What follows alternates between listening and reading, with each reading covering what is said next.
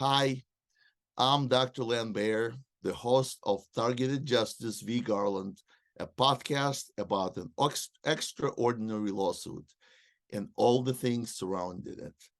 And this is a week 35 episode. This weekend, we're celebrating an International Targeted Individual Day. Officially, it's this Tuesday, August 29, and we will have an extended Zoom call to look at the past, present, and the future of targeting. I wish I was in Houston this weekend to join hands with my TI brothers and sisters. But I know someone who was there, someone who was met with a standing ovation no matter where she went because of the enormous love and gratitude for what she has accomplished in the short times since the lawsuit was filed. Anna Toledo, you must feel pretty uplifted by the expression of admiration people have for you. Please say hello to our viewers, Anna. Hi, good morning, Len, and good morning, everybody out there. Yeah, I am so honored and I am so humbled and I am so grateful and so motivated to continue doing what I'm doing with so much passion. So happy to be here with my new shirt. Oh yes, we're all now having a uniform. It's becoming a cult.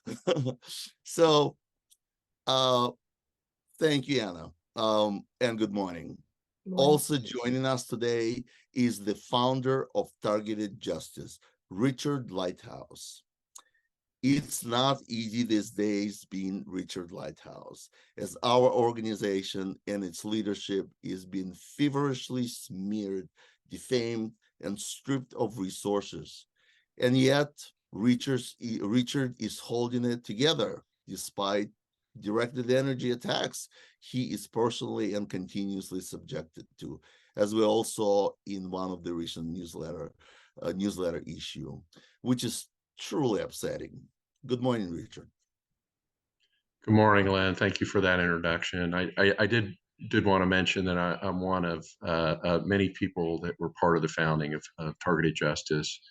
The four original founders, and I've mentioned this before, are Susan, Midge, Dolly, and Christy, and we extend our warmest thanks to them. So thank you for that introduction.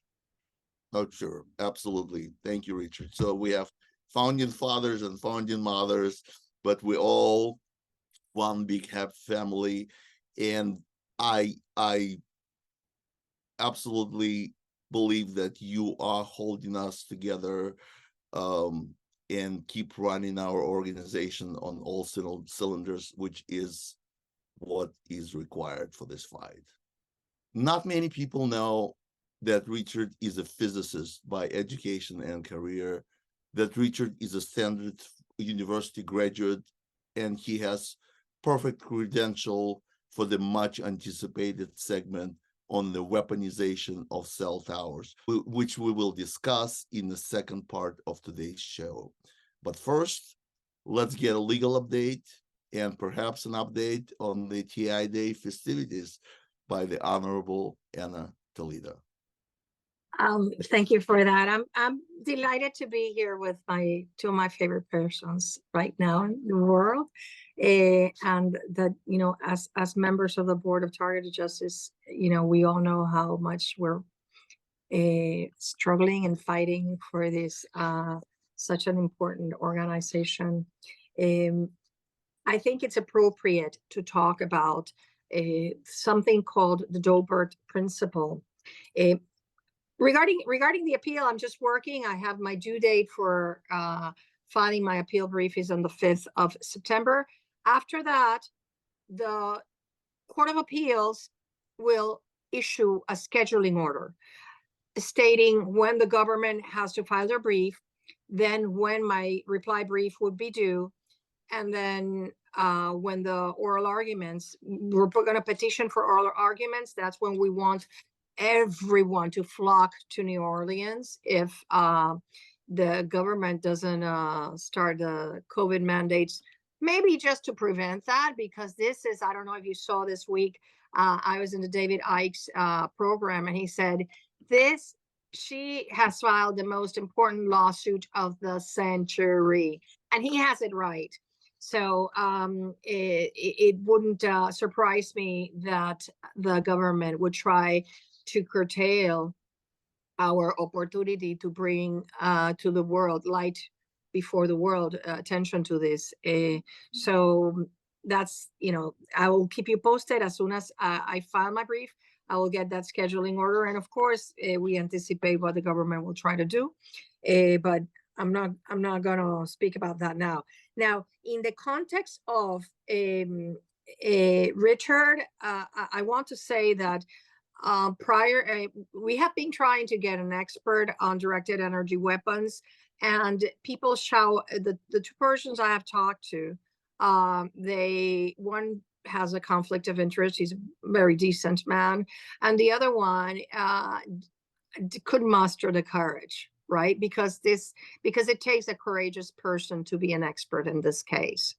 And so there is something called the Daubert principle, and that is the requirements for a court. It was set by the Supreme Court of the United States in the case Daubert versus Merrill Doe Pharmaceuticals in 1993, and it basically establishes the criteria for a person to be accepted as an expert of the court, to advise the court on technical matters. So the importance of this is that the targeted community is blessed to have Richard Lighthouse as a founding member of Targeted Justice and as an unconditional expert, because, as you have said, he graduated from Texas A&M. He did a master's in Stanford. He also has a degree from Rice, and he has the work experience, and he has dedicated himself for the past 6 years almost, to investigating, discovering, and documenting the phenomenon of the directed energy weapons attacks on innocent Americans and people around the world. Now, having said that, I have to tell you about a few little credentials that I'm going to basically toot his horn, because it's important that the TI community realize how blessed we are to have an expert, that he can act as a non-retained expert in our case because of his thorough knowledge of this, and he's not going to charge a penny. That doesn't happen. That is a dream come true for any attorney, okay? And let me just, right now he is in the top 2% of academia.edu. That is a conglomerate that publishes, as you know, papers by professionals, and you are number one in the top 1% because of your the studies you have published. Okay, that is a huge accomplishment, and I just urge TIs that just listen to people that say the contrary. Go research it for yourself. Don't believe what other people may maliciously tell you. Go check it out for yourself. Be informed. Like you said about this podcast today, information is power. Be informed. Don't just repeat things you hear. Then I'm going to tell you this. I listened to Scott Adams 2 days ago. He said that there are 48 million Kindle books in Amazon. Now, with that figure in mind, you should know that Lighthouse has 6 ebooks published in Amazon, and one of his that is the first periodic table for elementary particles. Don't ask me about that, because I'm not a math and science person, but you know what? The ranking is number 3 in short science, number 4 in molecular physics, number 13 in cosmology. And if you go down the ranks, he has another one, number 5 among 48 million books. Okay. The other one is number 9 in physics of statistics. Just check them out. I can share with you the 6. Number 3, the one on targeted individuals, technical information, is number 3 in microwave electrical engineering, number 53 in microwaves communications. And I just urge people, when they hear things that are negative about the only institution that is fighting in a court in an important case, the case of the century, to end your targeting, ask yourself, if anybody comes with disparaging comments or defamatory comments, say, wait, where is this coming from? Can there be a conflict of interest involved? Is there some mind control going on? And that's all I ask you, because when somebody is helping you and a whole community, you have to wonder where that's coming from. And the only one last thing I wanted to mention is that some people have been incorrectly stating that our lawsuit was dismissed because of lack of evidence. That is not true. That is a false statement, and I'll explain why.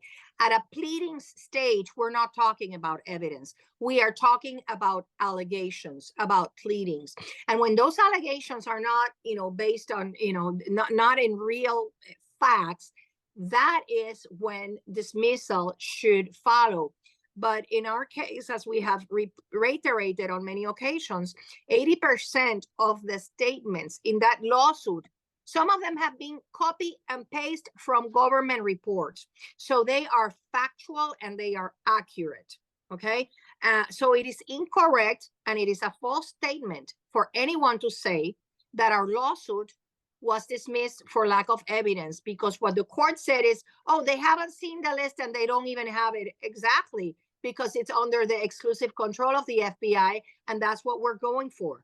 It is our posture that the court should have ordered, as it has in all the cases challenging the TSDB, access to the attorney, or at least for the court to examine the TSDB. And this is the one and only case where such thing didn't happen, where the court didn't have the curiosity to ask, can I please see this? Okay, so that's all I had to say. We should be very grateful, and that we have Richard as a person that can explain to the court, has the credentials, can be accepted as an expert on the Daubert principle, and more important than anything, has demonstrated, has the passion to end targeting for everyone, even for those that criticize and defame and don't construct. So that's all I have to say. Thank you. Thank you, Anna. This is but every time I learn something from you, the Daubert principle, never heard of it. Now this is my homework. So we will definitely take a closer look at it, because knowledge is power. And that's what we're here for, to educate you, to empower you and ourselves. I totally agree with your sentiment that places like academia.edu have become a hub for true research. If you listen to RFK Jr., who was asked recently, what would be one of your first things you would do as a president? He said, and I quote, as soon as I have my new attorney general, I will ask him to contact the editors of all major scientific publications and tell them that no longer they will be under the influence of major pharmaceutical and commercial companies. Otherwise, they will be charged with racketeering. This is not a random statement. That's why hubs for research like academia.edu, where research papers are in the top percentile, this is where people get real information from real experts. the experts that the government don't want you to hear. This is a new time. This is a different time, and you expressed it perfectly. I think that he should expand that beyond pharmaceutical companies, because I know for a fact from a daughter of an oceanographer that oceanographers are being kept silent, and they're not allowed, because if you're a professor, university professor, how do they get you? Well, they cut off your funding.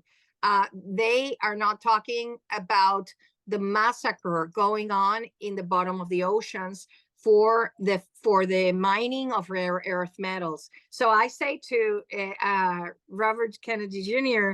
that he should expand it to all kinds of pressure, because the industry of the batteries, electric batteries, and on all those rare earth metal components, they are pressuring these oceanographers to keep quiet, and I know that for a fact. Thank you, Anna. Before I let you go, I have to tell people about something that transpired this week. The trolls have been activated, and I know you are active on Twitter. You sent me several screenshots, and this is what I wrote to Anna this week. Dear friends, dear Anna, I will let you in on a secret. Twitter trolls are like leeches. They need your emotions to survive. That's their currency. But your bank is not doing business with Twitter trolls. So they're crowding outside the entrance trying to get a glimpse of your emotional response. But you keep smiling, keep shining, and going about your business, which is not with the internet trolls. You have a real serious business with the guardians of the Constitution in the Fifth Circuit, who can't wait to read your judicial poetry. So the trolls are returning back to their caves, starving. Leeches be gone, Len. I thank you for that. And one of the good things of that is that we have never seen the government criminals running this program so nervous. They are sending people out there to do all kinds of trolling. And what I personally do in my Twitter feed is I mute or I block people, because I'm not going to be bothered with anybody that doesn't understand that my efforts come from the heart, and they are genuine, and they are transparent.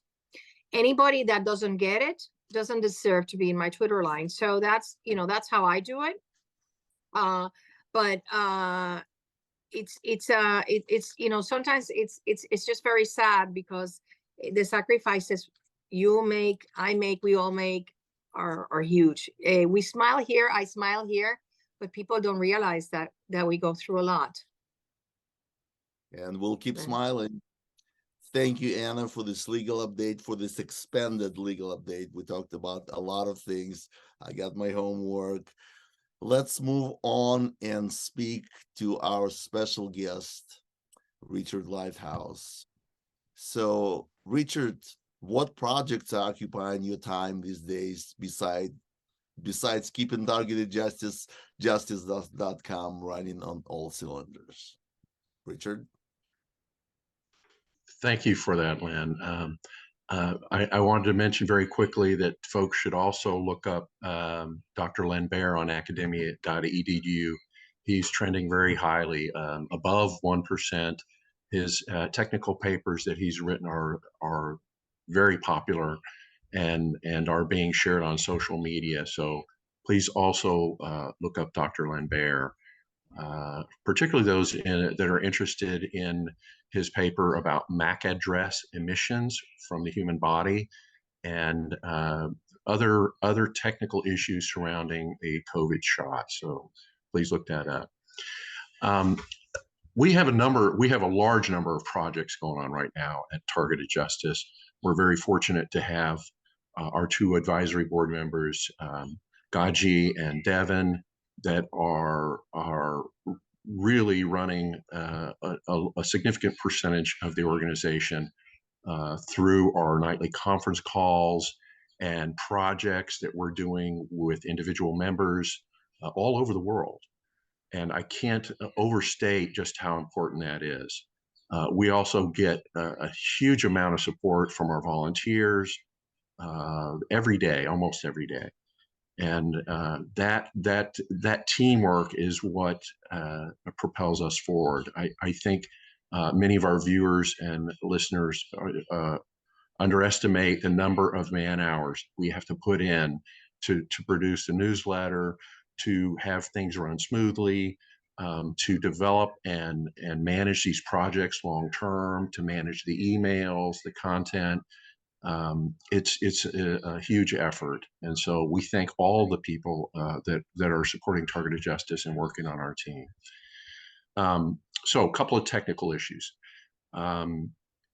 One of the questions we routinely get and answer in the email is, I might be a targeted individual. What can I do? How can I find out? The simplest test that we suggest is the ear cup test. So move to a quiet room that's very quiet, maybe late at night, and cup your ears like this and hold it for a minute and listen very carefully. Because if you're a targeted individual, they're tracking your location with what we call cell tower microwave bullets or popcorn. And if you cup your ears quietly and you're a targeted individual, you'll hear what sounds like a microwave popcorn in a distant room. It'll sound pop, pop, pop, pop, pop. And this is the indication that the location of your head is being tracked 24 hours a day from cell towers all around you. So this is one definitive measure you can do. It's completely free. And we encourage targeted individuals that have never tried that before to try that test. So you should be able to hear it. I'm not sure that answers your question, or maybe that was a long-winded answer, Lynn. Well, Richard, it's interesting that you mentioned cell towers, because this is really the what I've been wanting to talk to you about. The cell tower issue is enormous. It has to be dealt with. Beamforming capabilities of the cell towers has to be brought to the surface and discussed openly without the fear of persecution. So I prepared some slides. If it's okay with you, allow me to share the slides and let's have a conversation around it. So these are the slides that I called cellular towers and beamforming. And so we'll talk at the cell towers and the phenomenon of beamforming today. Cellular towers are everywhere.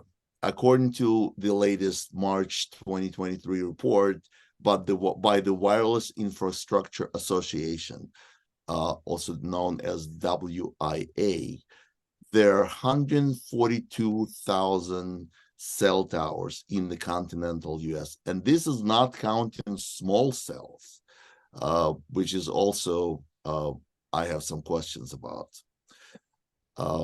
Beamforming is the act of focusing a wireless signal in a specific direction.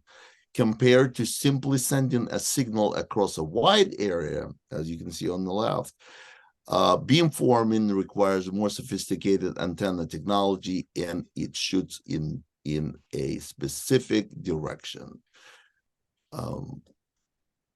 There's also a phenomenon called beam steering. Beam steering is achieved by changing the phase of the input signal on all radiating elements. Phase shifting allows the signals to be targeted at a specific receiver. An antenna can employ radiating elements with a common frequency to steer a single beam in a specific direction. As you can see, there's about 45 degrees phase shift. So you can have beamforming within a 90% angle. And different frequency beam can also be steered in different directions to serve different users. This is data I got from Metaswitch. but I also want to go into what targeted justice has provided on our side. So this is a slide that a lot of you have seen, and Richard, I would like to hear your comments, because not a lot of people have seen the slide, but not many people have seen the slide with commentaries from you, Richard. Please. Thanks, Lynn. So this brief diagram is intended to give people a general understanding of what's occurring and how the beamforming from the cell towers can be pointed very directly at them wherever they are. These very focused beams. Now, it looks fairly thick in the diagrams here, but if you stretch that diagram out over several miles, that beam essentially takes on the shape of a laser beam. And that laser beam can travel for many miles. The theoretical limit is something like 50 miles. However, that's not real practical, for example, in an urban environment. We need to emphasize the TI is that when it's used in conjunction with a scalar beam, it can travel through many buildings to hit you. It's not coming from your neighbor's house. You're being hit from a cell tower that might be 2 miles away or 3 miles away. So it's very important that people understand it. More than that, it's important to understand that you can be broadcasting from 4 of these panel antennas at different frequencies and pointing at different targets simultaneously. So they can use frequency hopping. They can use different frequencies. MIMO stands for multiple input, multiple output. So basically, that antenna can also receive the absorption signal. If, for example, if you put up a mattress or something, it'll actually measure a reduced reflected signal, and they can adjust the intensity to increase it based on how much the signal is being absorbed. So there's a number of things that they can do in real time, in addition to beam steering and frequency hopping and things like that. So just be aware that the simple diagram really understates what is occurring. Allow me to switch to the next slide, also found on targeted justice. Yes, thanks, Lynn. So in this diagram, we're trying to show you more of the details that are involved when 4 panel antennas are working together to create a single microwave beam. And the side lobes are actually produced because it's not 100% efficient. As you reduce the number of panel antennas, the beamforming capability gets sloppier. So, for example, if we were only using 3 antennas, you would see 1 large bulb and then 3 large side lobes, and it's even sloppier unless you go down to 2, and it's really not even a beam; it's just a projection region. So, 4 panel antennas are the minimum that's required. All the Ericsson patent, this 10.164.694, is actually a very sophisticated patent, and contained within that, if for people that are interested, you'll see within that patent application, all the previous patents that are related to the use of network beamforming, which is a very sophisticated concept. And the prior patents filed by Ericsson that date back to 2007, 2005, and I think even earlier. So all the patents that have been accepted at the U.S. Patent Office that are related to this more advanced concept, and so we can see the timeline of how this technology has developed. So again, this diagram oversimplifies what's actually occurring. I understand, Richard. Sometimes oversimplification is the way to go, because the issues are so complex that you really have to start with the very basic understanding. And I think my takeaway from your explanation of this diagram is that beamforming is possible with a 3-panel antenna, but it's not sufficient enough for quality targeting, for lack of a better term. But the 4 panels make it sufficient enough for effective targeting. Is that a correct understanding? That's correct. That's correct. So three panel antennas could be used. It would be very sloppy. It would be inaccurate, and you'd really be targeting a region rather than a point. You'd get a very circular type of output from the main lobe, and it would be sloppy and inefficient. So it would not give you any results that were useful. So the 4-panel antennas is the minimum really that's required to do effective beamforming. I really like the language. I think if we TIs adopt that language, adopt that understanding, and we walk by a 3-panel cell tower, and we can say, oh yeah, well, this is a sloppy beamforming cell towers. It makes conversations interesting, and people who don't have a degree in physics, who don't have that deep understanding of the issues, can still talk about it. I think it would be interesting for people who are not targets as well. So I like the language. I like these little memorable moments. Thank you, Richard. Here's the patent that you mentioned, that was mentioned in the previous slide. Patent was issued in 2018. And as just like you said, this is an Ericsson patent. And I put an abstract on the screen, and I kind of highlighted and underlined portions that I thought would be interesting to discuss. So the method comprises obtaining from a wireless device a pre-coding matrix indicator to be used for transmission, and also selecting the code book from a set of books according to the receiver indicated, and pre-coding transmission of signals using the selected code book. To me, this tells me that the way they find the device to project a beamforming effect to is determined by the code of the wireless device. Is that a correct understanding? Yes, yes. I think even this description oversimplifies the complexity that can be put into it. The real type is beamforming using an antenna array, but this particular patent takes it kind of a step further, because most people think that comes from a single cell tower.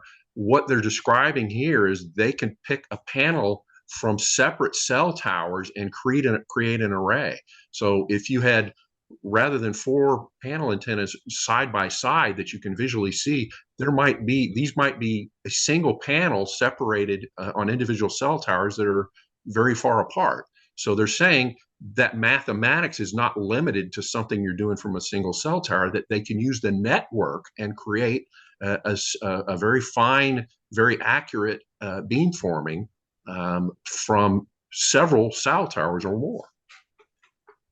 That's an interesting concept. I never thought about this possibility. I also have a question: is pre-coding matrix indicator, they're talking about it being a part of a digital device, but could it be a biological code? That's an interesting question, Len. There's nothing in the patent itself that limits the use to a physical structure, and it's quite possible that some of the lead intelligence and research agencies are looking into something like that. I'm not personally familiar with that, but it's certainly an interesting question. Well, it's interesting. You allow for that possibility, and if we think about it in this way, it helps us to connect these hypothetical dots to see a bigger picture and how it applies to targeting. I just want to bring to the attention, because I know this question was asked of me this week, and what he just answered, I think it's very relevant. I would like Richard to explain. Somebody asked me, how is the R&M done? And his reply was that it's 2 beams cross in your brain. So I want to know if what you're talking about here, about signals from 2 different towers, if that is one of the ways it's done, or does it come from the same tower? And just for you to explain the difference between how V2K with these beams formed, how V2K is formed vis-a-vis the RNM. Okay, that's a good question, Anna. Thank you. We get a lot of questions about remote neural monitoring, and it's a very sophisticated technology, and there are not many experts on it. I don't pretend to be an expert on a particular subject, but there are a number of patents on it. The patent that we reference is listed on our homepage. I don't know that one right off the top of my head, but we do have it listed. If you're interested, go and get a copy of that patent. You can download it on the internet, and you'll find that it describes a method where two cell tower signals are intersected in your brain, and it captures the individual brain waves. So what they're describing, and this is not a recent technology, what they're describing is they're capturing brain waves. They're not reading your mind. They're simply taking the brain waves and converting it into words. So a one particular might signal, and this, again, I'm oversimplifying, a particular waveform might be the word for house, and another one might be for dog, and another word and another waveform for outside. And from that, we can conclude they're talking about the dog being outside of the house. So technically, they're not reading your mind with this remote neural monitoring technology that we're describing. They're reading brain waves and making a conversion to individual words, and then stringing those words together. So maybe for many people, they're like, so what's the difference? That's still reading my mind, and that may be a valid point as well. But without the use of computers, it would be impossible to do. So thank you for that question, Anna. I encourage those that are interested in that patent, you can look it up. This is not new technology. It's fairly old technology. So, all right. Let's talk about a different aspect of cell towers and beamforming. Who owns these towers? And Target Justice recently had a Substack where I got this information from. On the left, you can see 5 companies with the largest number of towers.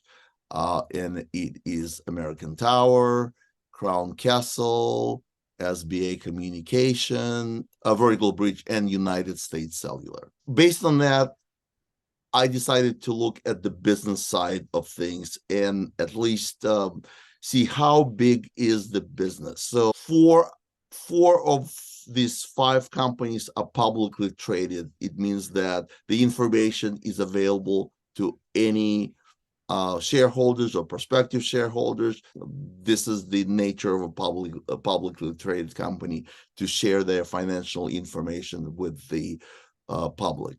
And market cap, if you're not an investor, if you don't know what it is, if you take the price of each share and multiply it by the amount of shares, that will create the market cap. It's sort of a value of the business, how much the market values this business. If you were to buy all the shares, this is what this is the value you would end up with. And so AMT is American Towers. Its market cap is $82 billion. Crown Castle, with a trading symbol CCI, $43 billion. SBA Communication, $48 billion. Vertical Bridge is a privately held company, so there's no information about that. And finally, United States Cellular or USM has a market value of $3 billion. So we are talking about a multi-billion businesses.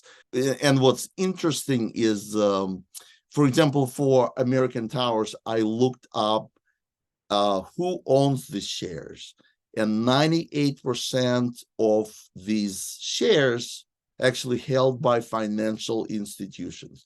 And what that means is that pension funds that do not play the market. They like stable investments, and they invest through this financial institution, and they're the major shareholders. So somebody with a pension fund, your future pension depends on the value of the stock that your financial institution invested in. So imagine if we put it out in the front in the public domain, and all of a sudden people realize that this publicly traded company never disclosed that the beamforming capabilities are used to torture their fellow citizens. Imagine what happens to the stock value, and therefore what happens to the pensions of the people. Is that a plausible scenario, Richard? What do you think?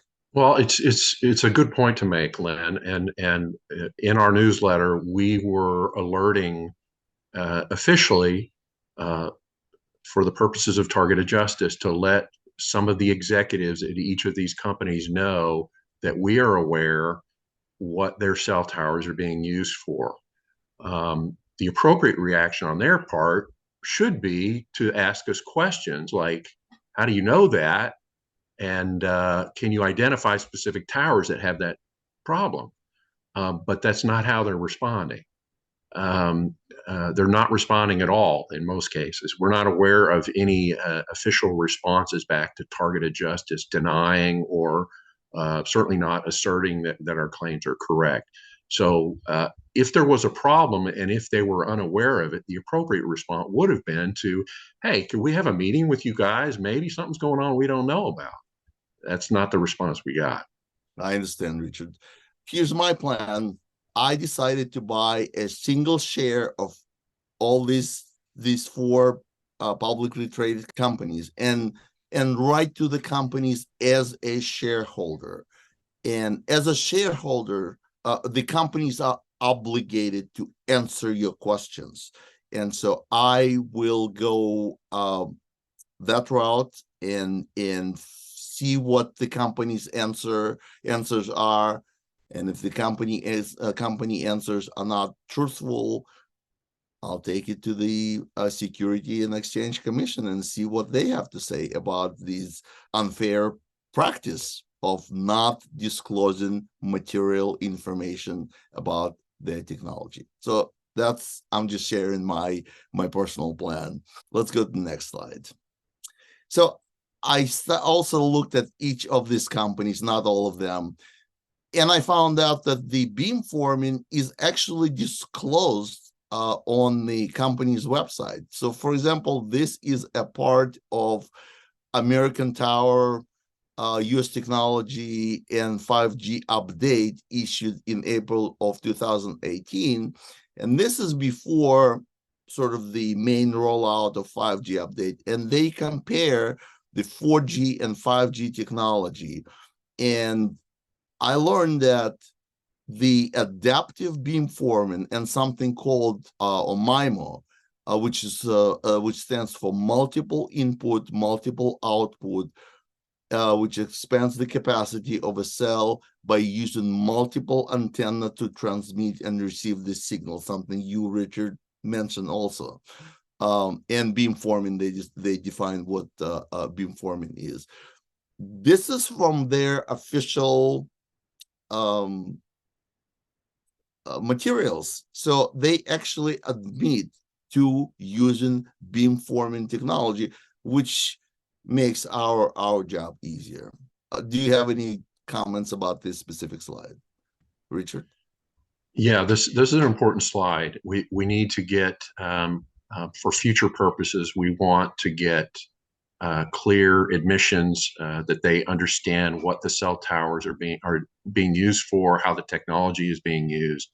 That if they're simply owners and operators of these towers, and then they're renting space on the tower to Verizon and T-Mobile and to Sprint and these cell phone companies, the assault is still happening from their property.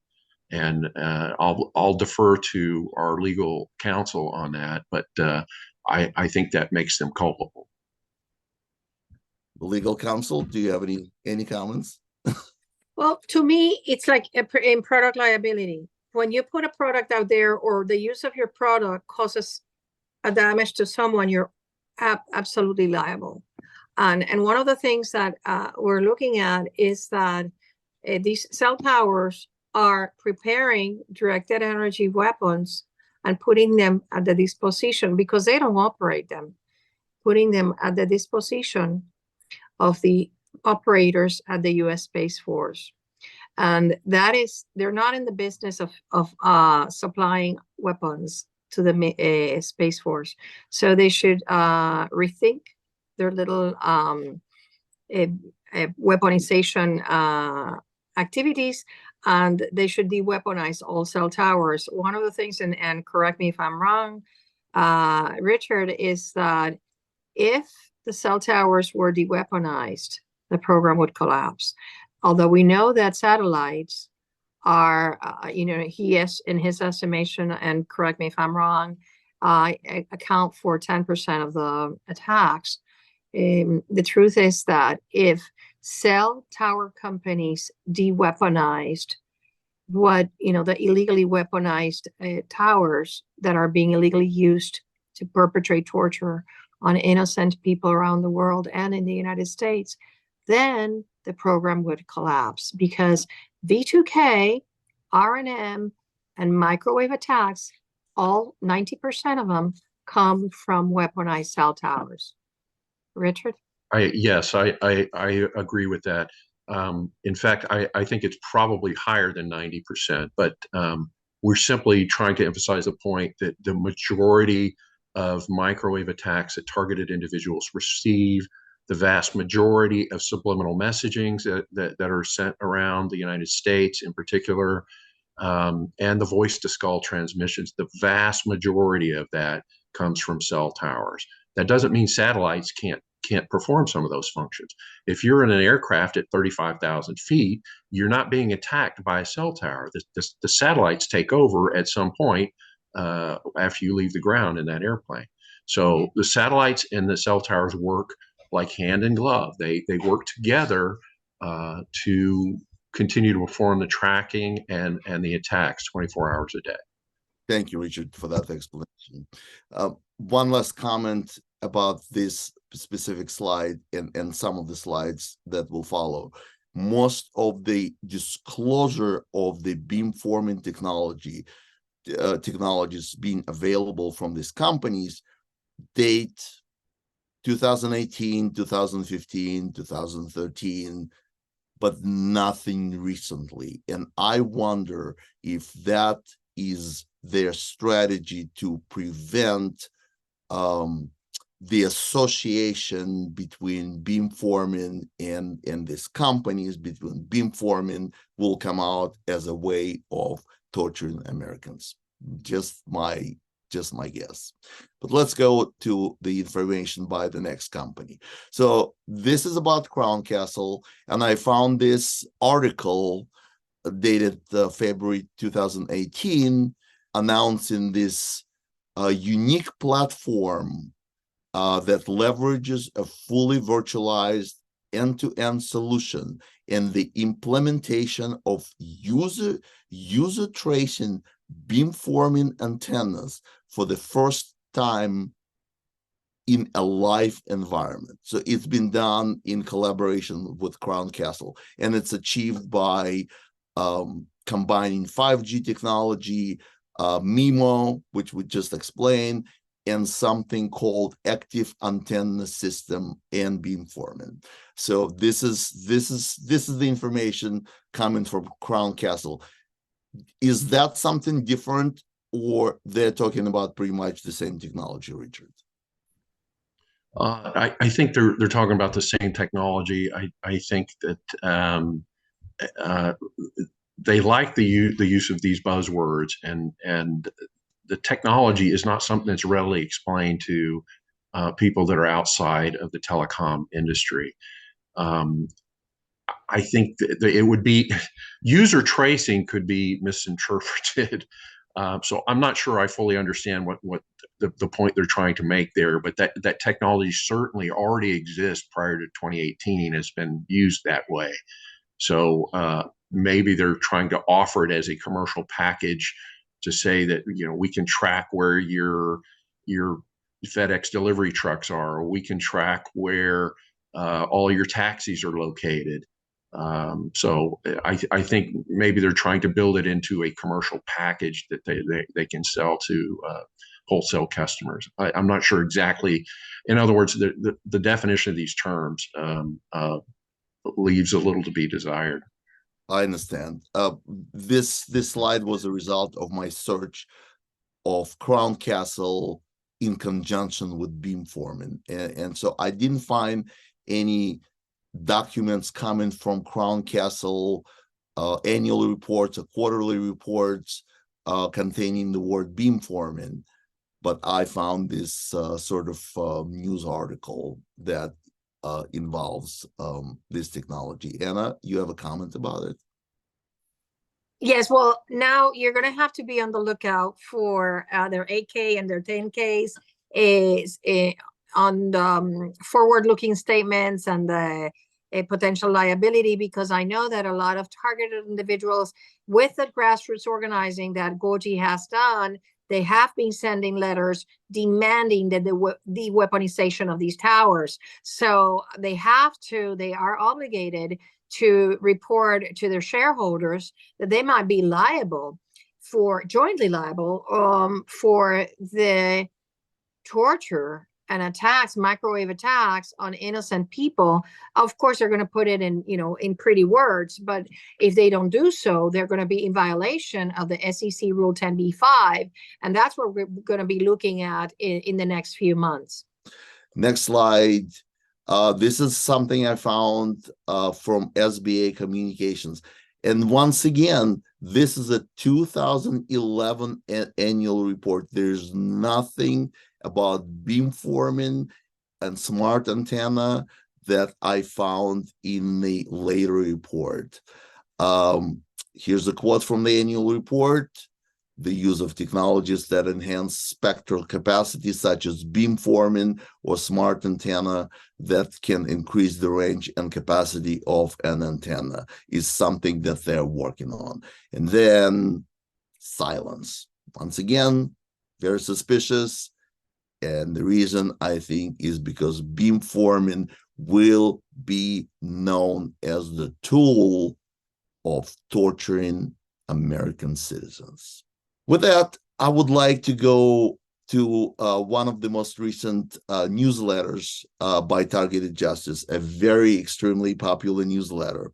And since we're talking about Substack and newsletter, I want to remind people, but now we activated your ability to donate and create paid subscriptions on Substack. So this is a single place where you can both subscribe to the newsletter and make a donation by creating a paid subscription. It's really easy, one click.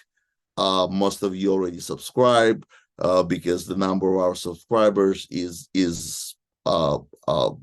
way above 8,000 people, and it's growing every month. And it's because of posts like this, very informative. The post is called "Cell Tower Companies and How You Can Expose These Crimes." And what I really like about Targeted Justice newsletter, because it has actionable items. It gives you a blueprint of what you, as a targeted individual or an ally, can do. It literally says, what can I do to help? And then it lists 8 actionable items. And number 4, adapt the cease and desist letter to your needs. And then it gives a template of a letter, and which you can send to one of your cell tower companies. Below is the address for targetedjustice.substack.com. And I know that Richard and Anna, you have been instrumental in creating this very popular newsletter. Richard, please comment on this. You bring up a good point, Len. So one of the many programs or projects that we've got going on that Devin and Goji work on every week We want folks to participate in these cease and desist letter campaigns and to help expose these crimes. So I encourage you to visit this particular newsletter. If you haven't already drafted some letters, identified some cell tower owner and operators in a 1 to 2 mile radius around your house. Again, that's on antennasearch.com. We've discussed this in the past. And we encourage you to get involved. You can do your part to help shut down this program. Thank you. I really like the actionable items. This is not just a discussion. This is a plan of action, and I just absolutely love it. This is something I found out just by preparing the slides. Apparently, in addition to the large cell towers, they're so-called 5G small cells, and this is what they look like. Despite their size, small cells are not weak. The tech inside these cells is what allows 5G to be so fast and support the growing number of devices requiring internet access. Inside the small cell is radio equipment necessary for transmitting data to and from connected devices. The antennas within the small cell are highly directional and use beamforming to direct attention to areas around the tower. Richard. Thanks, Len. This is one example, and I'm glad you brought this up. One way to see this, and again, I'm oversimplifying a little bit, but inside that box, basically, you've got 4 panels. It's at a much smaller scale, and the frequencies that are used are much higher, but it still has the capability to do beamforming from a single small 5G antenna. Now, pay attention to the size of those wires. Now, without looking at the equipment on the ground, I can look at the size of that wire and tell you it's probably not weaponized. A weaponized cell tower uses a huge amount of electricity. This particular antenna, I would say, is using a very modest amount of electricity. And that's one of the things I try to point out when we've got specific examples that we can show. Here in Houston, they recently put up some 5G towers in Memorial Park. And they're on 3 different sides. They each get their own 120-degree angle. And the weaponized ones make themselves readily identifiable because the transformers on the ground are rated for 21 to 25,000 volts or kVA. And that's a huge amount of electricity.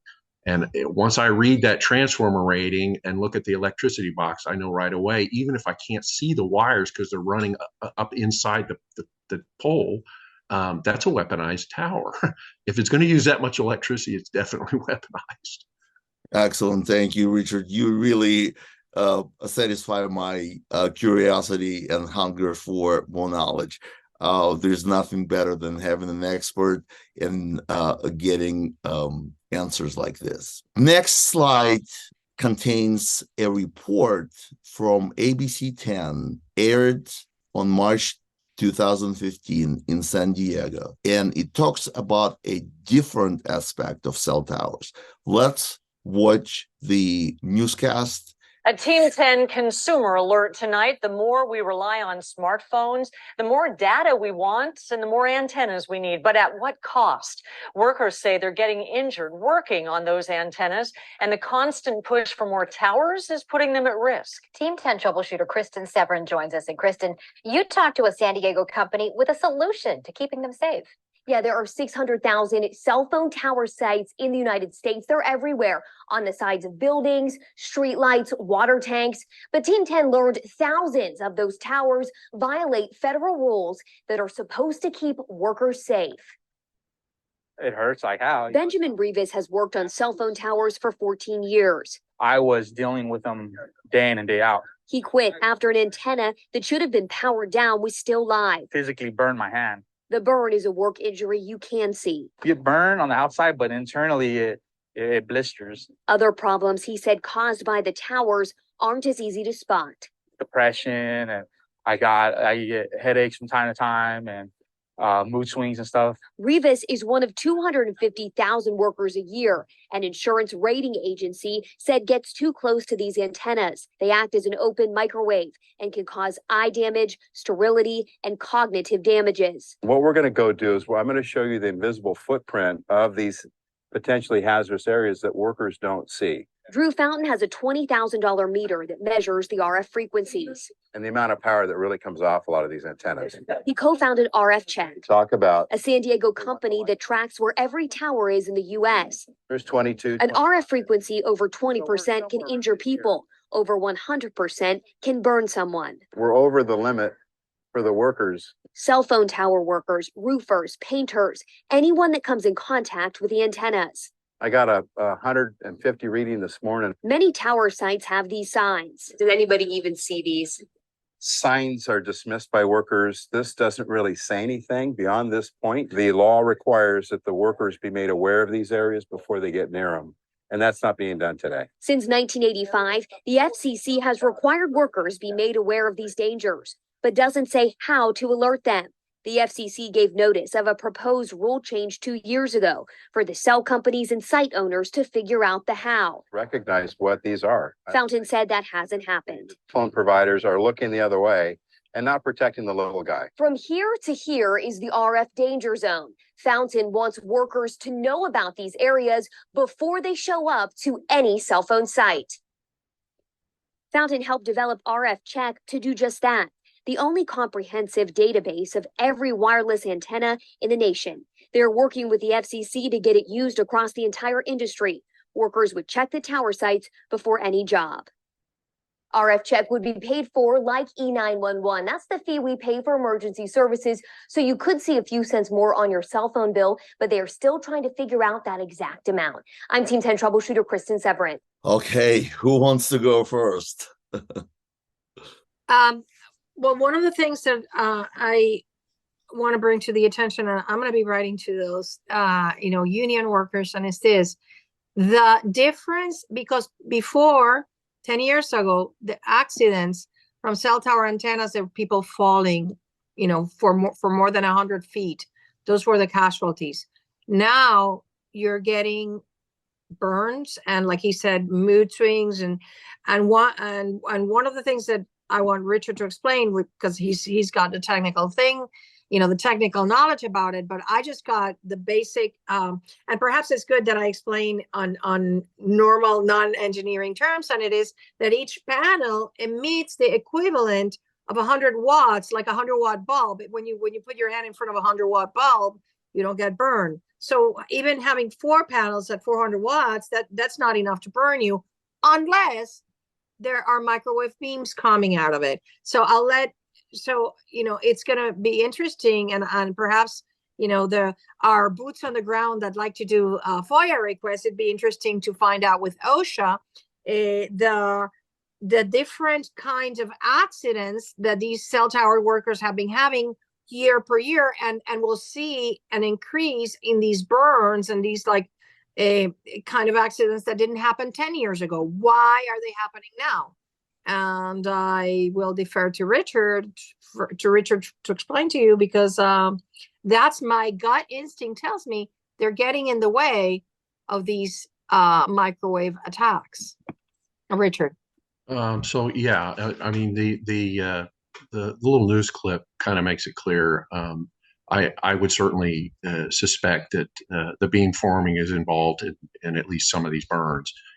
It's hard to imagine how a 100-watt panel antenna is burning someone both on the surface of the skin and deep into the skin. So I would strongly suspect that beamforming was involved in at least some of these burns. That's something we're Targeted Justice is going to be spending some time researching for the rest of this year. Levels and details about these OSHA reports to see if we can get some clarification on when and where and why these burns are happening. Fair enough.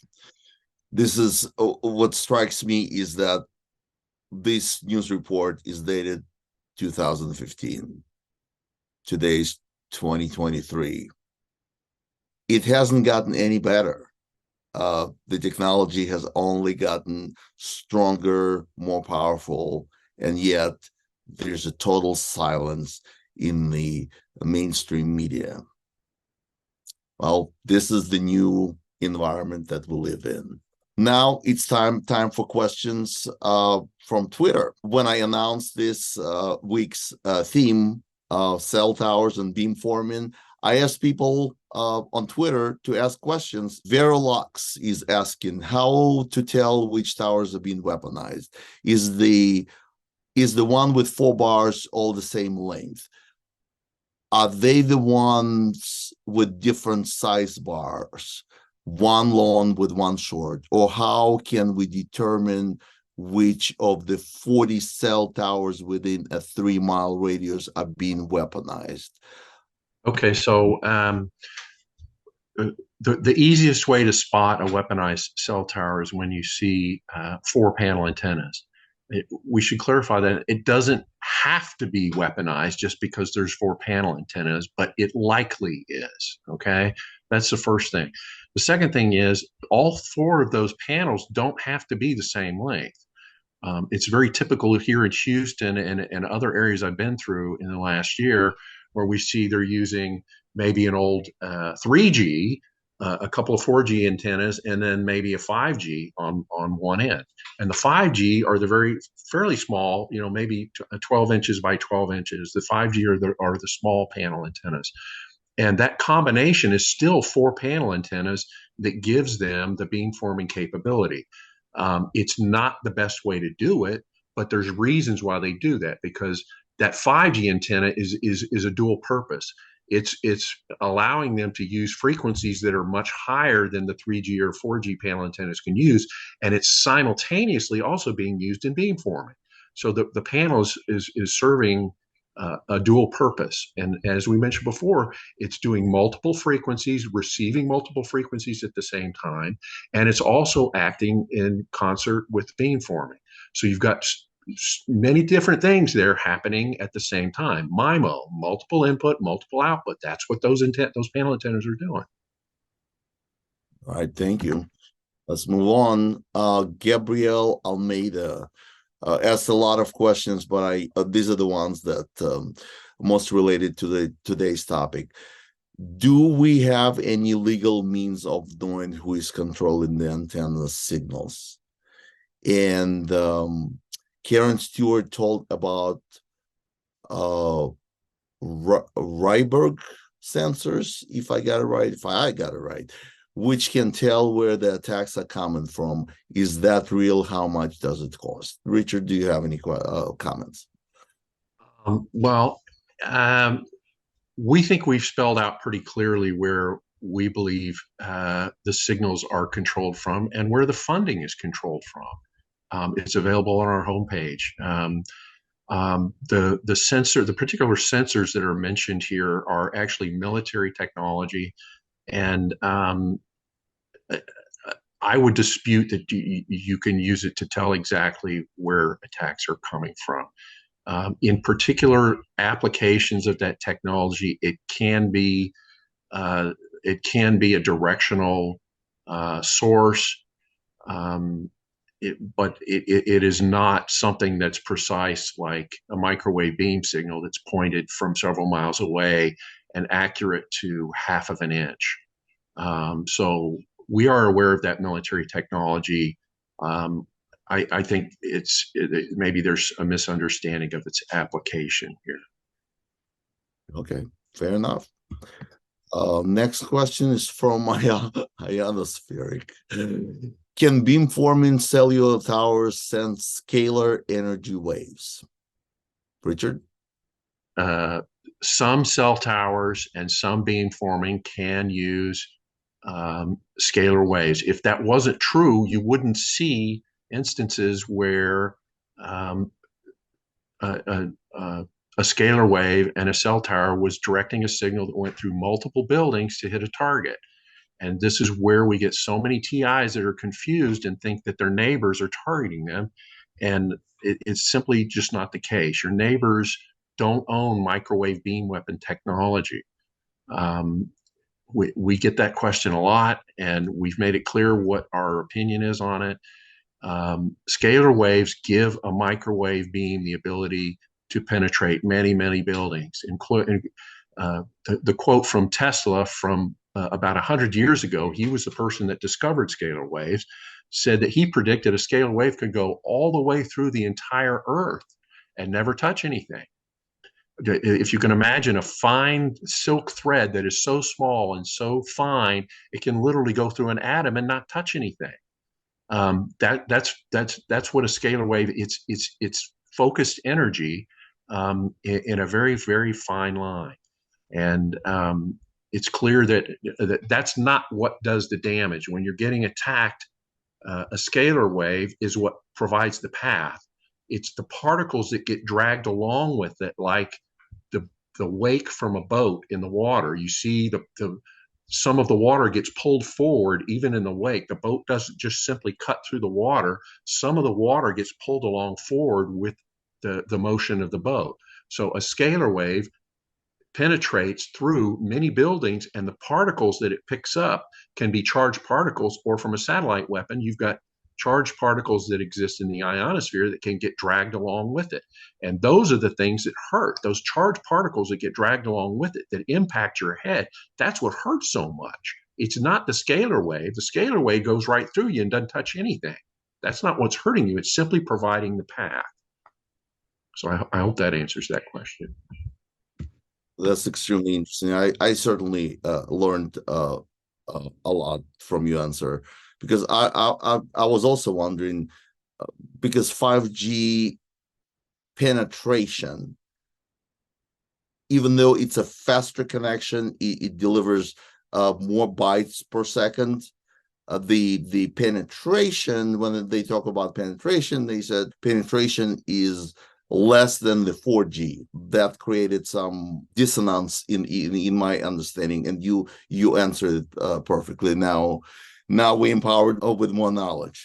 Appreciate this answer. And finally, Abby V, and I think it's more of a comment than a question, and let's see if you agree with it. Beamforming and phased array technology is a multi-generational leap compared to what you would consider a normal broadcast or radio transmission. The technology can be used to focus the beam like a lens and direct it into whatever device or human body. Richard? Yeah, that's essentially correct. It's just imagine an invisible laser beam that's moving through the air. We've typically seen, at least the burns that I've received from both satellites and cell towers, suggest that beam is, the default dimension is about 1/2 of an inch. So imagine a 1/2 of an inch beam penetrating many buildings before it reaches you, and it can come from a satellite or a cell tower.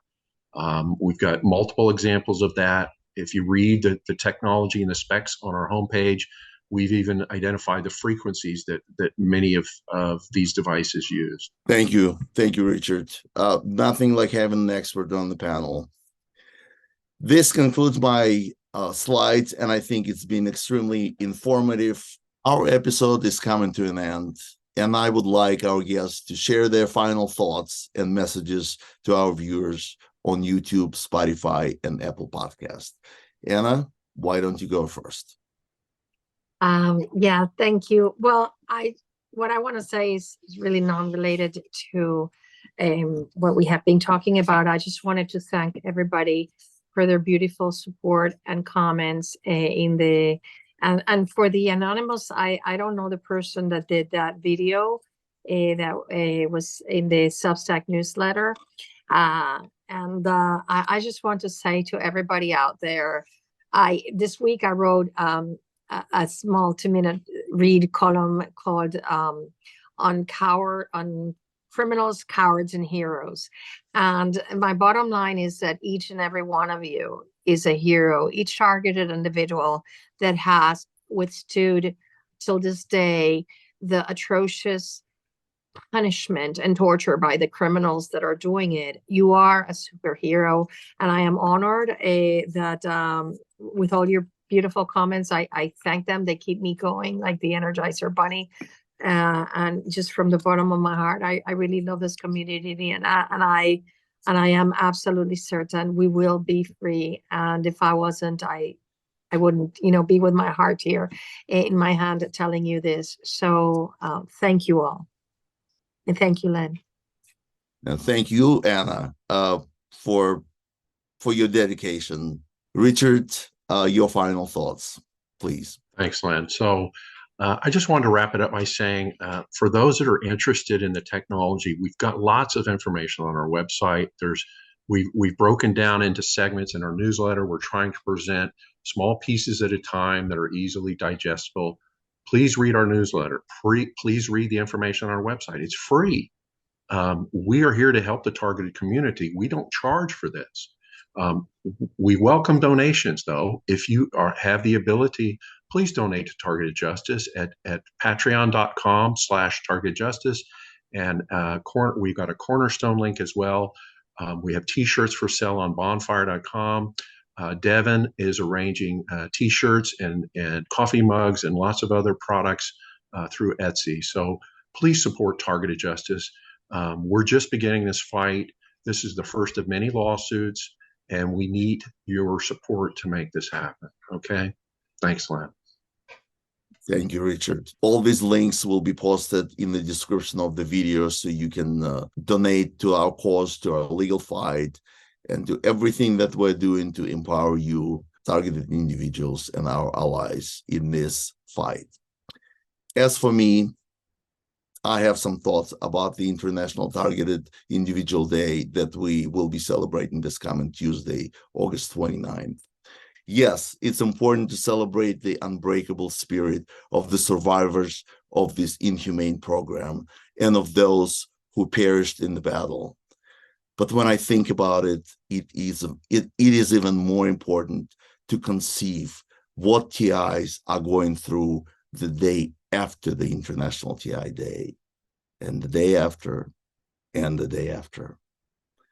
When slavery was in effect, we didn't have an International Slavery Day, but now we have Juneteenth, a federal holiday that celebrates the end of slavery. So when the targeting program is over and there are no more targeted individuals, we will have our own Juneteenth holiday. Until that happens, every day is a TI day. And so we will be here every Sunday, rain or shine.